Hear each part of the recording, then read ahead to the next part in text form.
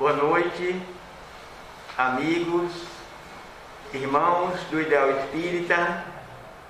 Aqui estamos mais uma vez para dar a nossa contribuição para estabelecer essa convivência no atual momento histórico em que estamos vivendo. Esta casa que representa para nós nosso quartel-general, de onde nós nos abastecemos, onde nós nos irmanamos em nome do nosso modelo e guia da humanidade, Jesus. Então, nos sentimos acolhidos pela direção dessa casa e vamos dar início à nossa reflexão da noite. Faremos uma reflexão espiritual. Eu gosto de estabelecer esse feedback com o Evangelho segundo o Espiritismo, que é o prefácio do Evangelho, como eu falei. Então nós vamos fazer essa conexão e refletirmos sobre a importância dessa mensagem. Os Espíritos do Senhor, que são as virtudes dos céus, qual o imenso exército que se movimenta ao receber as ordens do seu comando, espalha-se por toda a superfície da terra e, semelhante a estrelas cadentes, vem iluminar os caminhos e abrir os olhos aos cegos. Eu vos digo em verdade que são chegados os tempos em que todas as coisas hão de ser restabelecidas no seu verdadeiro sentido, para dissipar as trevas, confundir os orgulhosos e glorificar os justos. As grandes vozes dos céus ressoam como som de trombetas, e os cânticos dos anjos se associam. Nós vos convidamos, a vós homens, para o divino concerto. Tomai da lira, fazei uníssono vossas vozes, e que um hino sagrado se estendem e repercute de um extremo a outro do universo.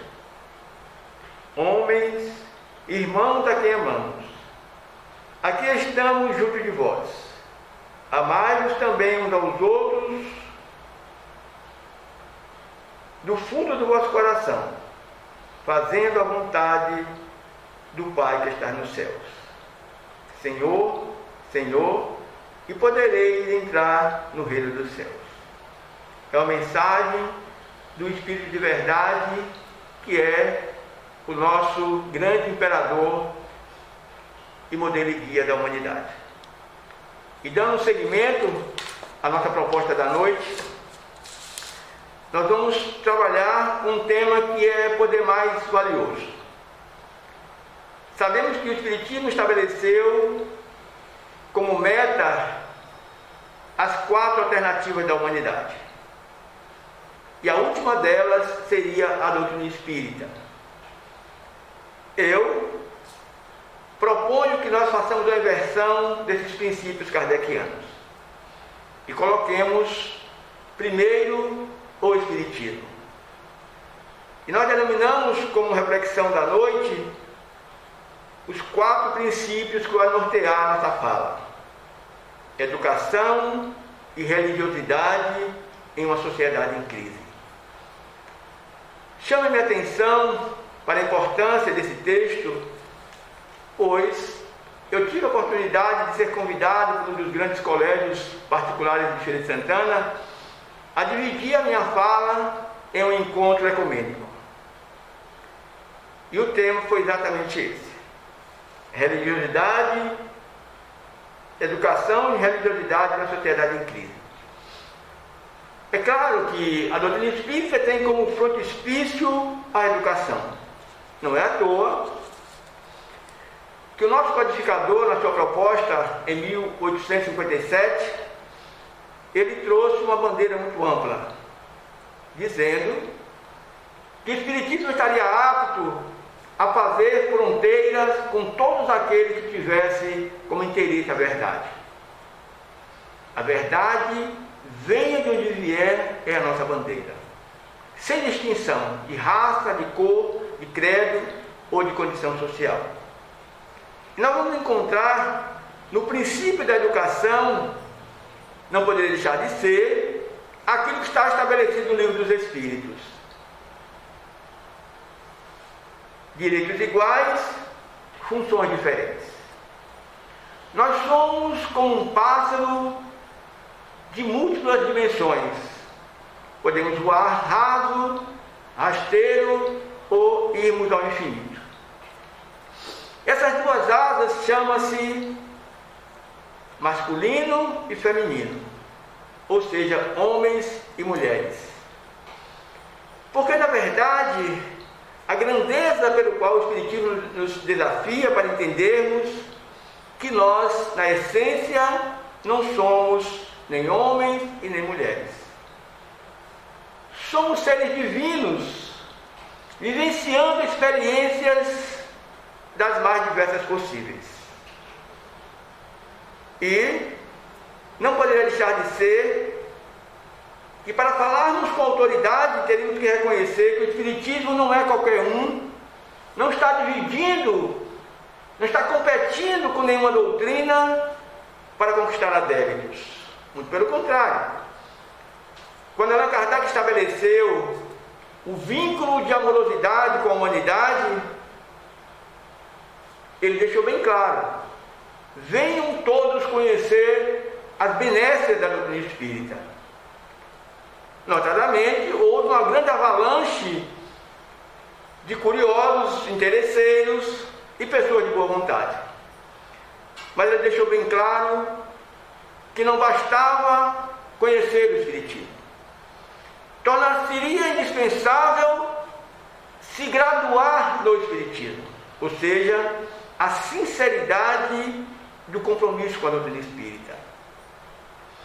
Então nós temos nas obras básicas autoridade da doutrina espírita, controle universal do ensino dos espíritos, ou seja, nós estamos sob o império do modelo e guia da humanidade, Jesus, 100% conectados nele. E nós vamos encontrar como força de interesse, para não desanimar nunca, para não baixar a guarda em momento nenhum, uma personagem que há muito tempo, na minha adolescência, quando a necessidade me levou à doutrina espírita, que foi o espírito feminino, como não poderia deixar de ser, pela docidade, pela graciosidade e pelo comprometimento com a humanidade. Essa personagem, que nós vamos tecer alguns comentários, porque é muito amplo a sua atividade, é Anália Emília Franco.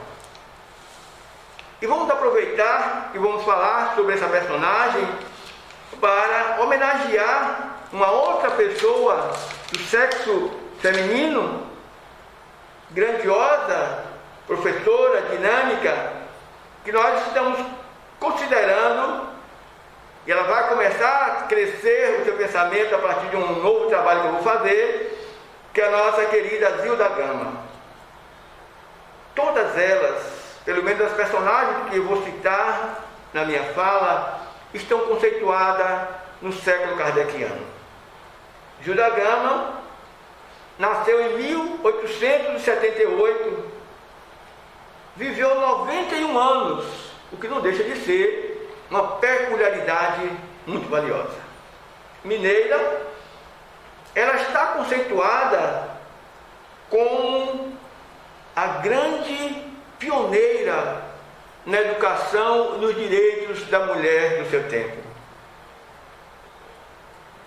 As pequenas pesquisas que eu fiz sobre essa grande alma, já que nós estamos no mês do Ano Internacional da Mulher, ela foi a primeira médium que, com 34 anos, psicografou a mensagem do nosso grato amigo Allan Kardec. Então não deixa de ser uma preciosidade termos como incentivadora do nosso trabalho a nossa querida Zilda Gama, da qual eu coloco como homenageada desta noite. Mas voltemos à nossa valiosa alma, pequena, suave, magrela, como costumava chamar os amigos mais íntimos, a nossa Anália Emílio Franco, popularmente falando, Anália Franco. Ela foi conceituada na sua época, vai salientar, que ela nasceu no Rio de Janeiro e aos 5 anos a sua família trasladou-se para São Paulo, onde ela desenvolveu toda a sua grandiosa obra. 1853 nasce Anália Franco. Desencarna em 1919, ou seja, ainda com a idade razoável, mas diante da gravidade do seu tempo, 66 anos. 44 anos de história, começando a sua dinâmica de empreendedora aos 16 anos. 16 anos, entrando na pré-adolescência, Anália Franco já começava a demonstrar a capacidade pela qual ela estava chegando entre nós. Professora concursada aos 16 anos.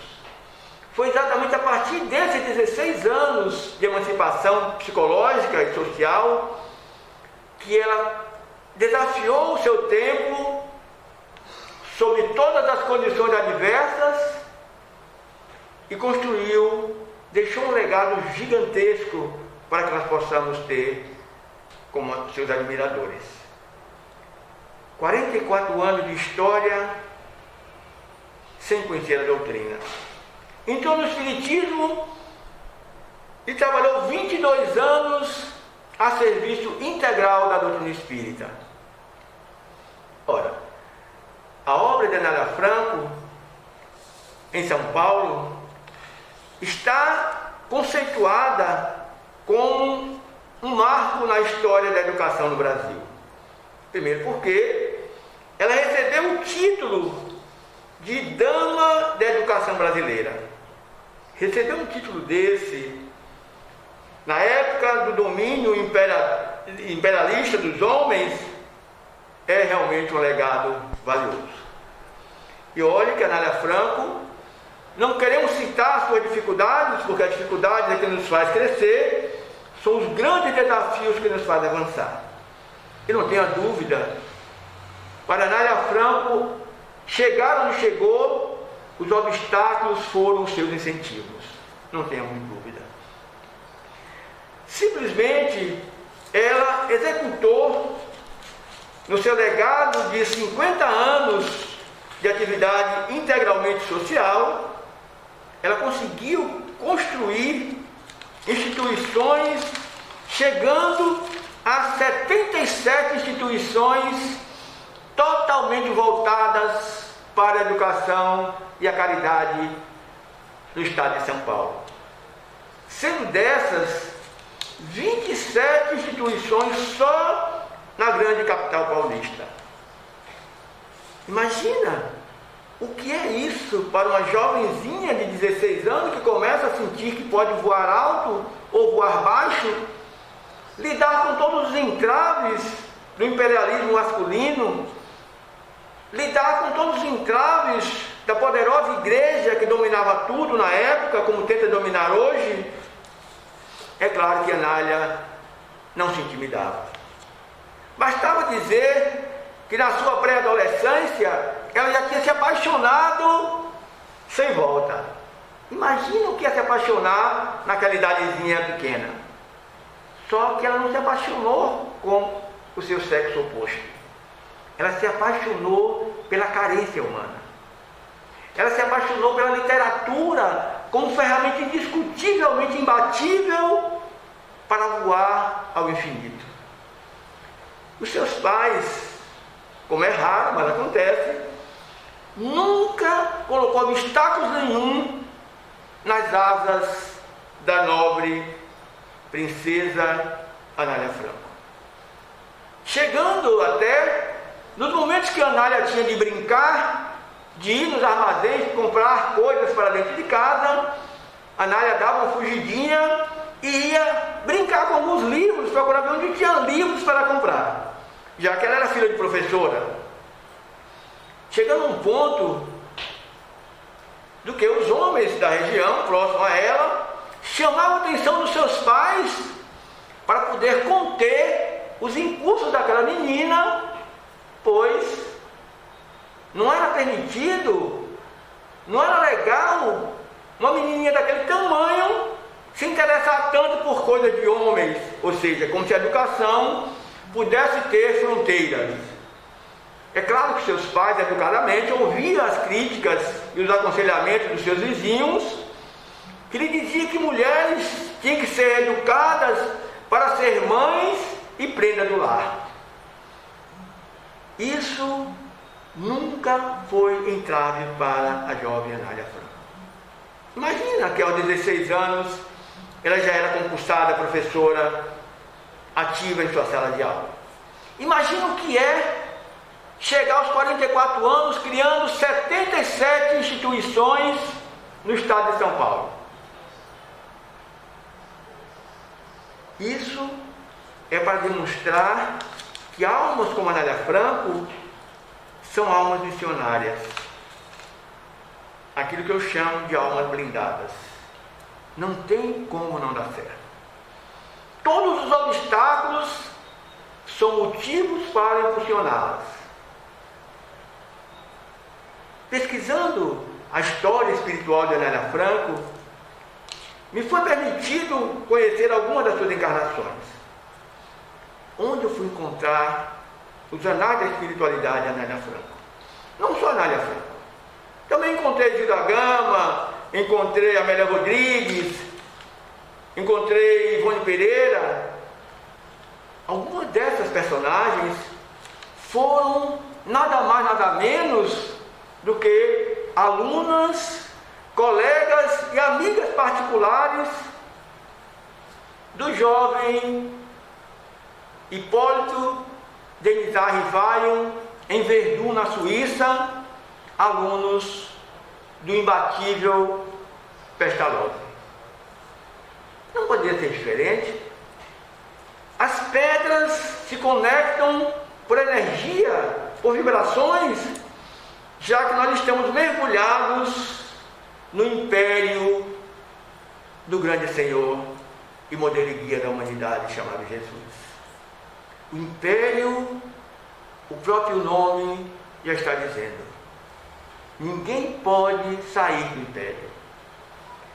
Encontrando aquelas personagens lá, me foi permitido ver as suas fichas brilhantes, não dava outra. Anália Franco reencarna, como eu falei, em 1853.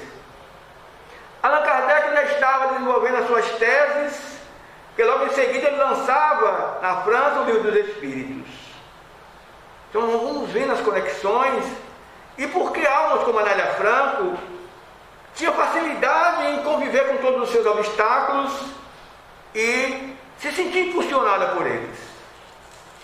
É claro que isso é um elemento para nos motivarmos de que não tem saída. Vamos tentar achar algumas coisas, algumas peculiaridades, por que Anália Franco tinha esse ímpeto pela educação e pelos chamados pobres. Porque a gente sabe que as mulheres sempre foram, nos tempos chamados antigos, na Idade Média, sempre foram usadas como instrumentos sexuais, ou como serviçais, ou como pessoas de gente livre. Anália não aceitava esses princípios. 85% das instituições criadas por Anália Franco foram direcionadas para as mulheres. Imagina o que é isso. Imagina o que é você tentar sugestionar, motivar outras pessoas a entender a importância da educação no mais amplo sentido do termo. Claro que algumas pessoas criavam dificuldades aqui, algumas bondosas queriam ajudar a Anália Franco, e entre elas apareceu uma dama do interior paulista, sensibilizada com a obra de Anália Franco, propôs-lhe ajudá-la financeiramente, dando-lhe um espaço amplo e confortável para que ela pudesse instalar os seus princípios de caridade e de amor ao próximo.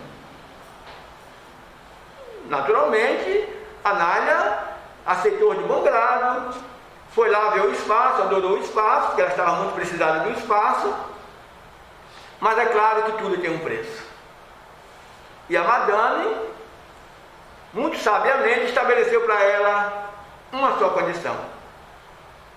Uma só condição, sem problema. Você é conhecida muito na cidade pelo seu trabalho, mas eu só lhe peço uma coisa para você desenvolver o trabalho na ajuda que eu vou lhe dar. Que você separe das suas turmas de evangelização e de educação as pessoas de cor de um lado e os brancos de outro. Aparentemente para ela, um pedido simples, confortável. Naturalmente, porque vivíamos em uma sociedade racista, como vivemos até hoje.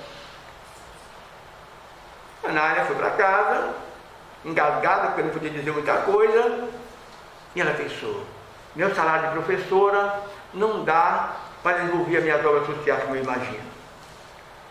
O espaço daquela senhora me é muito favorável, mas não compra os meus ideais.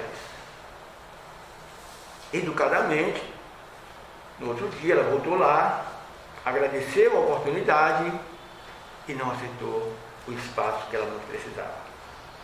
Não cabia na consciência daquela jovem aquela simples exigência daquela senhora, que separasse uma turma de crianças negras e outra turma de crianças brancas. E a Anália seguiu em frente. Foi mais um impulso para que ela se tornasse gigante. Não faltou oportunidade de outras pessoas se agregarem a Anália. Impetuosamente, para onde ela ia, ela inaugurava as instituições dela. Inacreditável como aquela menininha, jovenzinha, magrinha, conseguia penetrar nos mais diversos meios de uma sociedade complexa e viciada na razão da servidão das mulheres. Mas fichinha para Anália Franco. É claro que pela grandeza com que ela imaginava os ideais dela, não se faz nada grande sem organização. Não se faz nada grande sem administração financeira. Mesmo o salário dela, que era integralmente jogado nas obras sociais dela, não era suficiente. Ela precisava de dinheiro. E não era pouco dinheiro. Apareciam as pessoas que ajudavam, as colaborações, os voluntariados, mas a obra era grande demais.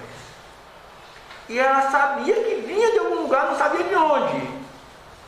Mas pouco a pouco, as coisas foram aparecendo com todas as dificuldades, e a Anália foi onde ela ia. Parecia que ela carregava um saco de sementes, pois ela semeava obras sociais onde quer que ela estivesse. E foi sensibilizando pessoas, políticos, professores, até chegar naquilo que é hoje cognominado a grande instituição financeira do planeta a nível de benefícios sociais, as lojas maçônicas, que elas dominam um grande mercado do capitalismo do planeta. Uma vertente desse capitalismo está a serviço social, chamados pobres. E a atividade de Anália chamou a atenção de algumas instituições maçônicas. Foram perceber e analisar como se organizava, como aquela menina tão jovem, aquela jovem aparentemente tacanha, podia administrar ousadamente tanta coisa. E perceberam que as obras de Anália Franco eram obras extremamente organizadas. Ela não abria mão da ética do respeito, do trabalho digno, da higiene, para que tudo funcionasse a contento da dignidade humana. Isso foi o suficiente para que os empresários investissem nas obras de Anália Franco. Não foi suficiente.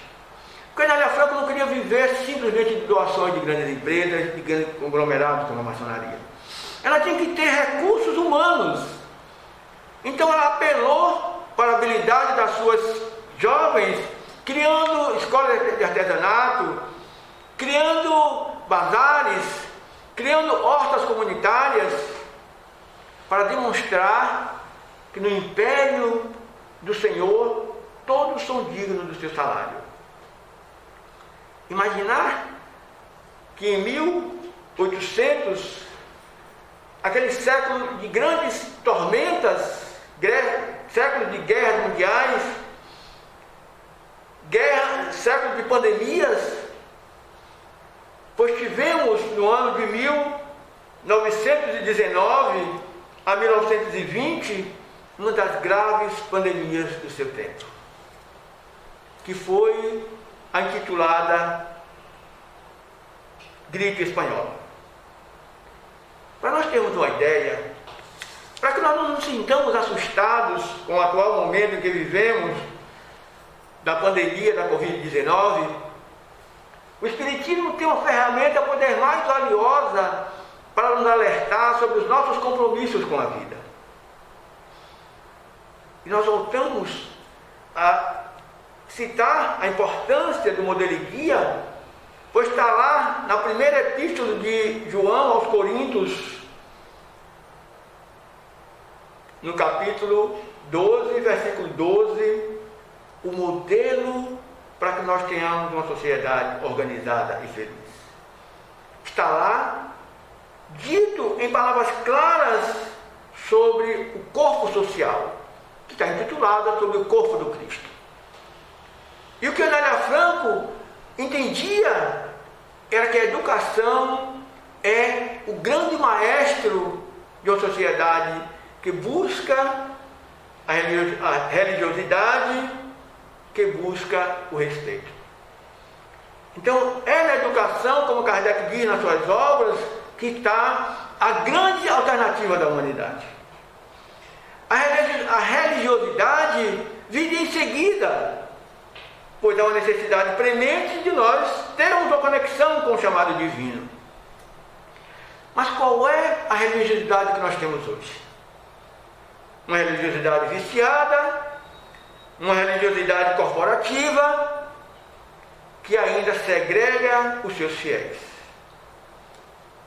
Claro que as consequências dessa grandiosidade religiosa que nós temos vai desaguar em uma sociedade doente, onde o capitalismo tomou conta das igrejas, o que nos levou à linguagem do nosso médico dos pobres, Bezerra de Menezes, intitular-se ateu por não acreditar no Deus das religiões.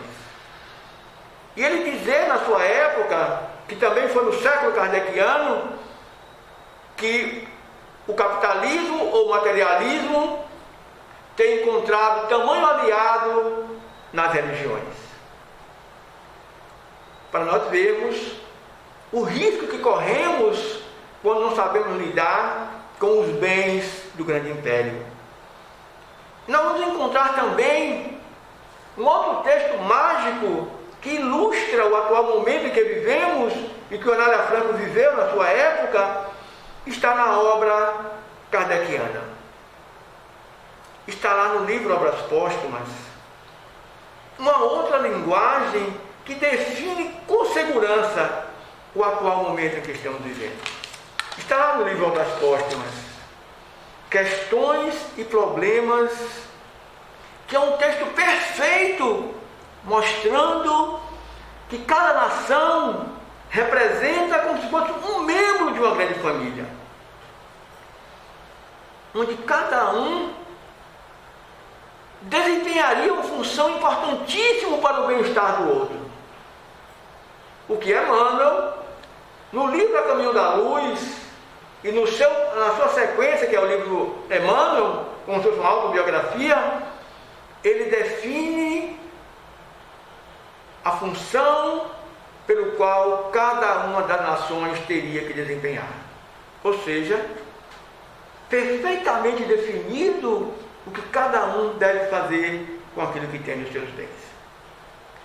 Isso para mim soa como uma oportunidade divina para que nós saibamos o que devemos fazer com nossas vidas. Por que é que nós somos seres divinos? Existe em cada um de nós a essência do imperador. Como nós somos espíritos imortais, obviamente, nós somos essência do imperador. Não tem saída. A grande sacada é nós entendermos que nós representamos personas. Nós somos personas. Anália Franco desempenhou perfeitamente a função de uma persona feminina que demonstrou autenticamente qual era a vontade do seu Senhor. Lembremos que Jesus teria dito no seu tempo que ele e o Pai eram um, mas que o Pai era maior que ele, e que ele não teria vindo para fazer a vontade dele, mas a vontade daquele que o enviara. Se nós imaginarmos que essas palavras de Jesus há 2000 anos, ela pode soar em nós agora. E ela soou em Anália Franco, pois Anália Franco, aparentemente frágil, mas ela poderia dizer perfeitamente que ela e o modelo e guia eram um só. E que ela não vinha para fazer a sua vontade, mas a vontade das necessidades humanas que estavam diante dela. Que eram as crianças miseráveis, jogadas no lixo, filhas de fazendeiros, de homens de posses, que abusavam das suas escravas, das suas servas, e depois as mulheres que pegavam seus filhos, que abortassem, que jogassem no lixo, ou jogassem numa roda que os grandes conventos católicos tinham, onde as mães mais generosas, não podendo criar seus filhos, botavam em uma caixa e as freiras de manhã rodavam e acolhiam aquelas crianças para cuidar dos seus conventos. Dos males, o menor. Mas já dá para perceber que nós somos, por excelência, filhos e herdeiros do imperador. Por que nós temos tanto ímpeto de posse? Por que foi estabelecido que a grande chaga da humanidade é o orgulho e o egoísmo? Por que é que o codificador, com toda a sua equipe, ainda deu um jeitinho de dizer que existe o bom orgulho e o bom egoísmo? Porque cada coisa na sua medida. Mas está claro e óbvio que nós estamos sofrendo, como a época de Anália Franco sofreu, abusos dos nossos direitos. Lembrando que na época de Anália Franco, a pandemia, a febre espanhola, a gripe espanhola, ceifou no Brasil 35 mil pessoas. Olha que nós não tínhamos uma globalização com tamanha interatividade, onde as pessoas chegariam mais rapidamente de um continente a outro. A febre espanhola, a gripe espanhola, infectou no mundo naquela época 500 mil pessoas, 500 milhões de pessoas. Matou 50 mil pessoas. Ou seja, se nós queremos assumir que somos realmente filhos do grande imperador, nós temos que saber que nós estamos sujando o quintal de nossas casas. E as consequências não podem ser diferentes. A quem devemos culpar quando nós advertidamente abrimos o vidro automático do nosso carro de luxo automático, piloto automático, e pegamos uma latinha, um frasco de iogurte, qualquer coisa, baixamos o vidro e jogamos na via pública? Um ato simples. Não passa pela nossa consciência que nós estamos cometendo um ato de abuso de autoridade perante a natureza. Porque a natureza diz que tem um cérebro de elefante. A natureza não esquece. Nada fica impune nas leis do grande imperador. As reencarnações estabelecidas pelo Espiritismo é uma roda da vida. Nós vestimos roupas e roupas e roupas. Eu conheço amigas minhas, belas, bonitas, maravilhosas, que ela tem um guarda-roupa que tem uns 30, 40 vestidos, uns 10 ou 15 pares de sapatos. Se imaginar que ela vai reencarnar esse tempo todo para usar esses grandes pares de sapatos. Porque é típico das mulheres, que já são belas por natureza, quererem assambarcar a beleza do mundo, porque ela não reconhece que a beleza está nela. Assim é a vida. As reencarnações, pelo meu estudo, tornou-se vidas sucessivas. Eu hoje tenho um grupo de terapia que a doutrina me ensinou a me auto-trabalhar, onde eu consigo me ver com os mesmos vícios de vidas passadas. Ué, o que foi minha vida passada? Minha vida passada foi ali.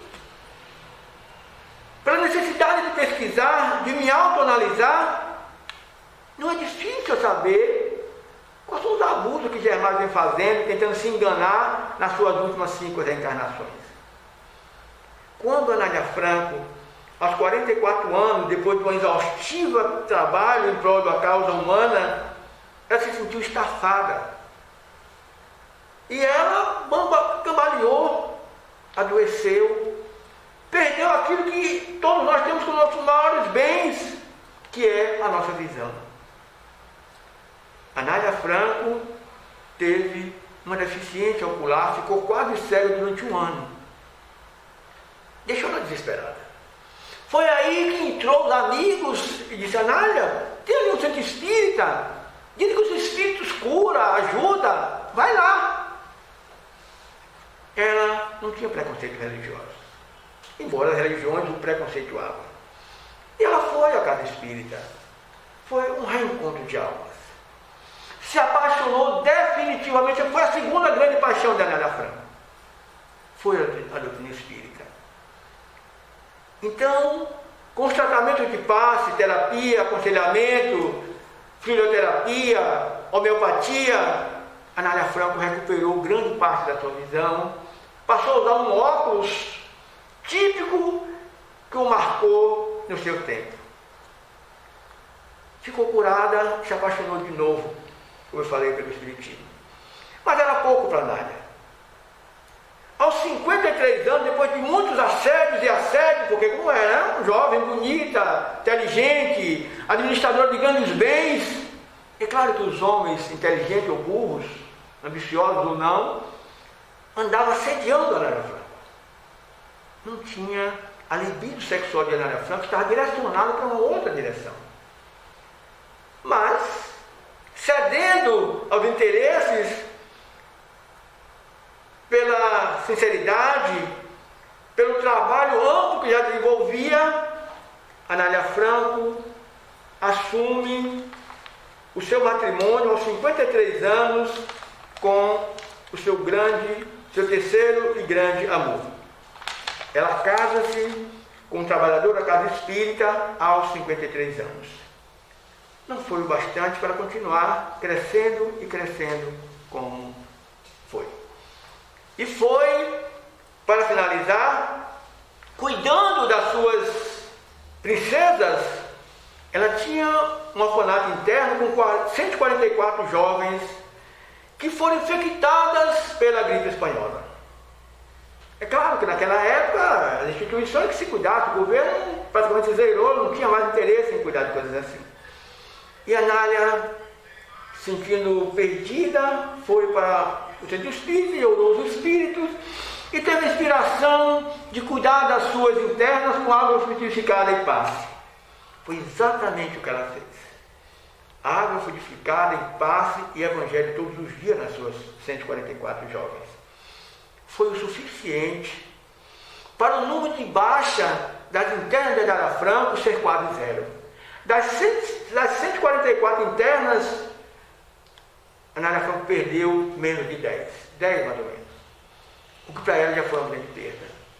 Mas Foi nessa tentativa exaustiva de cuidar do outro, porque o outro, a intenção dela era Franco, que a Ana Franco descuidou-se, porque ela já era descuidada dela mesma, e ela contraiu a gripe espanhola. E foi exatamente em 1919 que a nossa grande águia partiu para a dimensão dos espíritos.